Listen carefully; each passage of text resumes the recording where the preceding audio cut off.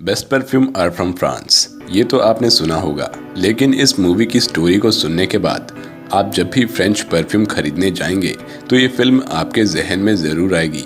तो दोस्तों, अगर आप जानना चाहते हैं कि फ्रांस में हो रही कुंवारी लड़कियों की मौत से परफ्यूम का क्या नाता है, तो बने रहिए माइथोपीडिया के साथ। अगर आपने अब तक हमारे चैनल को सब्सक्राइब नहीं किया है तो सब्सक्राइब कर लें और नीचे बने बेल आइकन को भी प्रेस कर दें ताकि हमारे हर वीडियोस की अपडेट आपको मिलती रहे। तो स्टोरी शुरू करने से पहले आपको बता दें, ये मूवी रिलीज हुई थी 2006 में। इस मूवी को IMDb के तरफ से मिले थे 7.5 आउट ऑफ 10। 85% गूगल यूजर्स ने भी इसे पसंद किया था। तो चलिए इस कहानी की खुशबू को महसूस करते हैं।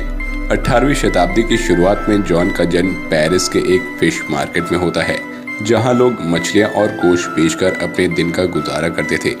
जॉन की मां एक मछुआरा होती है जो अपने बच्चों को मरा हुआ जन्म देती है और उसे पांव मारकर फेंक देती है। इससे पहले भी वो 4 बच्चों को मरा हुआ जन्म दे चुकी होती है, मगर इस बार उसका बच्चा जिंदा होता है। इस बच्चे के पास 2 बड़ी खूबियां थी। पहला, वो किसी भी चीज को बखूबी सूंघ लेता था, और दूसरा ये कि उसे कोई भी खुद से दूर करता तो उस शख्स की किसी न किसी तरह से मौत हो जाती थी। और इसी तरह उसकी माँ उसे फेंक देती है और उसकी माँ को फांसी दे दी जाती है। फिर जॉन को मैडम गिलार्ड नामक एक भावनात्मक रूप से क्षतिग्रस्त महिला के पास छोड़ दिया जाता है। 8 साल की उम्र में उसे प्रशिक्षक के रूप में एक ट्रेनर, जिसका नाम ग्रीमल होता है, उसे दिया जाता है, जहां उसे लगभग मौत के बराबर यातनाएं दी जाती हैं। जॉन एक दिन शहर में घूम रहा होता है कि तभी उसे एक खुशबू का एहसास होता है, जो कि एक फल बेचने वाली किशोरावस्था लड़की से आ रही होती है। वो एक लंबी दूरी से उसकी गंध पाता है और उसकी तरफ खींचा चला जाता है। उस लड़की को ध्यान से देखता है और लड़की उसे 2 फल देती है।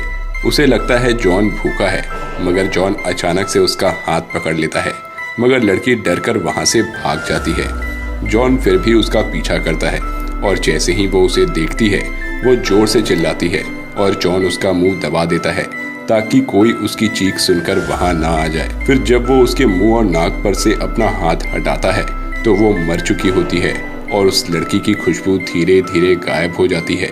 ये देखकर जॉन बहुत दुखी हो जाता है और सोचने लगता है कि खुशबू गई तो गई कहाँ। अब एंट्री होती है एक नए कैरेक्टर की, जिसका नाम है बाल्डिनी, जो कि पेरिस का बहुत मशहूर परफ्यूमर था।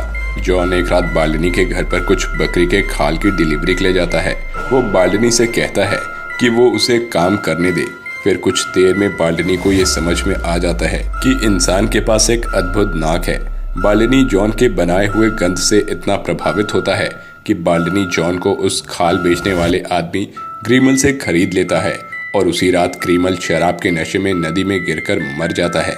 बाल्डिनी के लिए काम करते समय जॉन और बाल्डिनी मिलकर पेरिस में सबसे अच्छी परफ्यूम बनाने लगते हैं और कुछ ही दिनों बाद जॉन फिर से बीमार पड़ जाता है, लेकिन वो बच जाता है क्योंकि बाल्डिनी उसे बताता है कि फ्रांस के दक्षिण में सिखाया जाता है कि कैसे परफ्यूम को डिस्टिल किया जाता है और संरक्षित किया जाता है। ये समाचार जॉन को पुनर्जीवित करता है। अंततः वो बाल्डिनी को ग्रास्प में आचरण विधियों को सीखने के लिए छोड़ देता है और उसके कुछ ही दिनों बाद बाल्डिनी की बिल्डिंग गिर जाती है और बाल्डिनी की भी मौत हो जाती है। ग्रास्प जाते वक्त उसे 2 रास्ते मिलते हैं।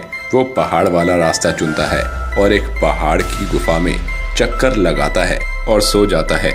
4 दिनों के बाद एक जंगली आदमी की तरह दिखने वाला पहाड़ से उतरता है और फिर से ग्रास्प के लिए रवाना हो जाता है। उसे रास्ते में फिर से वही खुशबू आती है जो उसे फलों वाली लड़की से आई थी। वो देखता है कि एक बहुत खूबसूरत सी लड़की एक बग्गी से उतर रही है। वो उस बग्गी का पीछा करता है और ग्रास्प पहुंच जाता है। उस बग्गी का पीछा करते करते एक महल में दाखिल हो जाता है जो वहां के एक रईस शख्स रिचर्ड्स का होता है और वो लड़की उसकी बेटी लॉरी होती है। जॉन वहां एक छोटे से मगर अलग अलग ढंग से परफ्यूम बनाने वाले औरत के पास काम सीखता है। वो आसवन के विभिन्न तरीकों को सीखता है।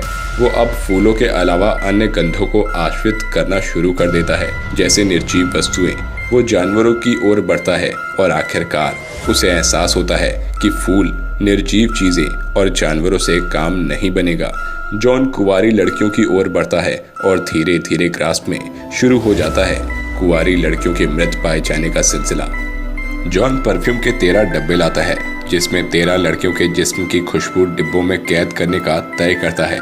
मगर इसे करने से पहले एक्सपेरिमेंट वो एक तवाइफ पर करता है, जिसे मारकर उसके बालों को शेव करके उसकी बॉडी को उबाल देता है और बहुत सारे प्रोसेस के बाद उसकी बॉडी में वो उसकी खुशबू को निकाल लेता है और उस तवाइफ के कुत्ते पर चेक करता है।